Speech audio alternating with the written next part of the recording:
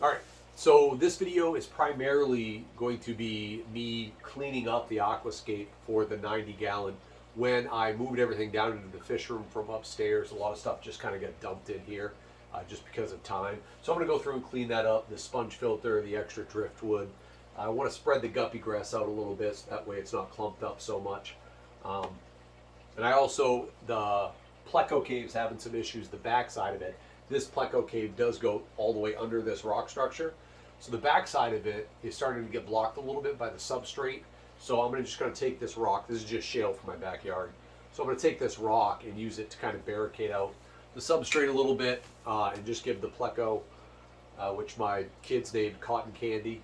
So we'll give Cotton Candy a little bit easier access to the back side of the cave. The other thing I want to do is just talk a little bit about why I started this channel, what I'm hoping it is. And kind of my motivation for putting videos out. Just kind of put that out there, see what everyone thinks about that. So the first thing that I need to do is I have to take the glass tops off. So my head is going to be cut off on the video. I'm tall, so I can't get both the aquarium and my head in the shot at the same time. So I'm going to take these off. Right now, my lid is kind of a mix. So I have this cheap plastic paneling to try to keep some of the moisture in so that way it doesn't evaporate so much. My humidity down here was getting a little bit high, so I got a little humidifier and made sure all the lids were covered up. I also bought some glass panes. I got these from Lowe's. They cut them for me. But unfortunately, I gave them the wrong measurement, so I actually have to trim these down a little bit before I can actually go ahead and make the proper covers for these. That will hopefully be another video coming up soon. I'm going to take these off. I broke one of these trying to cut it initially, so I actually have to go out and get another one. And the reason I'm doing that is because, and I can swivel it around and show you exactly why. So I can't stand the lids that we typically use in the hobby. So if we spin over to this tank here, this is one of the standard lids that we have in the aquarium hobby, which goes like this. And that seems super convenient until you want your light in the middle of the tank, and then it's not as convenient to use. So I have to push this light a little bit further back so that way I can open it up. Whereas if we pan over to this one, this is one of the ones that I actually made. I initially got the idea from Simply Betta. She made some of these. She actually, I believe, had hers going the long way. I have mine going this way just so I have easier access to the wide part of the aquarium. But this just slides. It's got a little hook on there, and then I can slide back, and I can get probably a third of the top open so that way I can get in there and feed the fish or move stuff around or net fish or whatever I need to do. And it's just a much better lid than this is. So she's got a really good video on how to make these. I'm still kind of going through and making my own little adjustments to it, but they're just so much more efficient than those flip top ones, which just don't allow you to access enough of the tank. All right, so we got that out of the way. So I am going to be making those lids coming up pretty quick. I have one. I've made one for my 55 and one for my 20 and one for my 10 upstairs too. They're pretty smooth and pretty cheap. So the first thing I'm going to do is let's get the sponge filter out of there. I'm going to get this. So I had been using a whole bunch. Well, that does not want to come up there. All right, we're just going to pull the thing out. I had been using a whole bunch of like the Whisper air pumps, and it got to the point where I just had too many of them. I go, what the heck? I think it's just on there.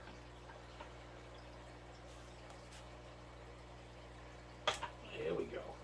All right, so I just threw that sponge into one of the empty tanks. It used to be the hospital tank, but there's no fish in it right now, so I just threw that one in there. Yeah, I used to have a bunch of the Whispers. This one is a 60. I used to have a bunch of these to run the tanks, and it just got to the point where it was just too much. So I get this Hygger 958, so that way I could run more of the tanks on just one pump. It's super quiet, and it's been working really well. So that's running the 90 and then both of these 20s over here. But obviously you can see on the 90 I also have two hang-on backs, so I got a lot of filtration on this. All right, so the next thing I want to do is I want to pull out one of these pieces of driftwood. I really like this bright one. I think this one is already anchored in, so I'm going to have to stir up some stuff. So we're going to pull that one out. You may have seen on one of my other videos, I took all the driftwood. These are just sticks from my backyard. I got these off an apple tree. Oh, snail. So I drilled holes in the rock and then put a stainless steel screw through there and then siliconed on the bottom. That way they just kind of look like trees. It didn't have as cool of an effect as I was hoping it would, but it doesn't look bad. All right, so now what I gotta do is I gotta bury this guy down. Excuse me, fish.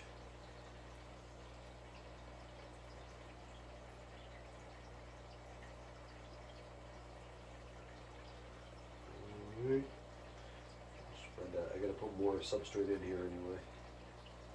So as you can see, my arm just barely reaches down to the bottom. In hindsight, I probably would have made this tank just a touch lower than I did.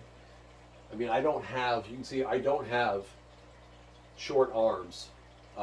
This is a 4-foot tank, but even with that, especially if I have to reach something in the back, it's a bit of a stretch, and I'm consistently getting my sleeves wet. That's why I wore a shirt with fairly short sleeves today, because I knew I was going to be doing this. All right, so we got that part done. We've got that one buried in there. So now I want to spread this guppy grass out a little bit. And while I'm doing this, I might as well talk a little bit about the channel and why I started the channel and kind of what I'm hoping it's going to be, which is my initial idea behind it was a result of not having a great deal of a fish community where I live in Maine. I don't really know many people. Off the top of my head, I don't even think I could name 5 people that have aquariums that I know personally. So I don't have a fish community around here. So that's really what I was hoping the YouTube channel would be. It's just an opportunity to reach out to other people who keep fish and get some feedback from them, see what they have going on. So that's really what I wanted this to be. Not so much to get me out there, but just a means of connecting with other people that have aquariums. So if you kind of have that same mindset and you've got some videos that you've put out that you'd like somebody to take a look at and kind of see what they think, feel free to let me know in the comments. Let me know you've got some videos out. I'll check them out. I'll comment on there for you. Do the same to mine. And, you know, we can just build a little bit of a community, just get some communication going about the hobby. So that's really my goal behind putting the videos out. To be completely honest, I don't really enjoy making the videos. I hate editing them, which is why I try to do everything in one run. But I don't really enjoy being in front of the camera either. But I do enjoy talking to people about aquariums and just talking about aquariums in general. So that's my motivation for the channel. And like I said, if you're like-minded and you're thinking the same thing, feel free to let me know in the comments and I'll check out your videos and see what you got going on. Do the same for me. We kind of keep an open line of communication that way. So over here, oh, we got some Java moss that made its way over here somehow. But over here, you can see down at the bottom corner, I've got some water sprite. My water sprite, initially, it was one of my first plants that did really well. And when I had this is probably 2 years ago now. When I had it in my 55, it exploded. It just completely took over the aquarium. So then I cut it back huge because it started to get crazy hair algae. And I cut it back too much and it just all died off. And then probably a year ago or so, I just randomly found one floating in my guppy grass. So from that, I've started to kind of grow it back up. It's a cool plant. So over here, you can see it's got a bunch of duckweed in it now. But I want to make a Java moss tree to kind of see what that looks like. But of course, the guppy grass is mauling it. That's what this is supposed to be over here, a little Java moss tree.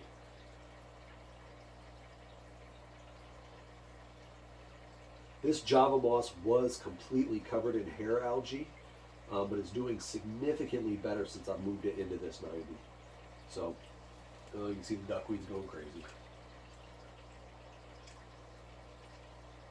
All right, so we've got that part done. In hindsight, I probably didn't do that in the best order, because I'm probably going to mess this guppy grass up doing the next step, which is the substrate. Oh, I've got a, excuse me, fish.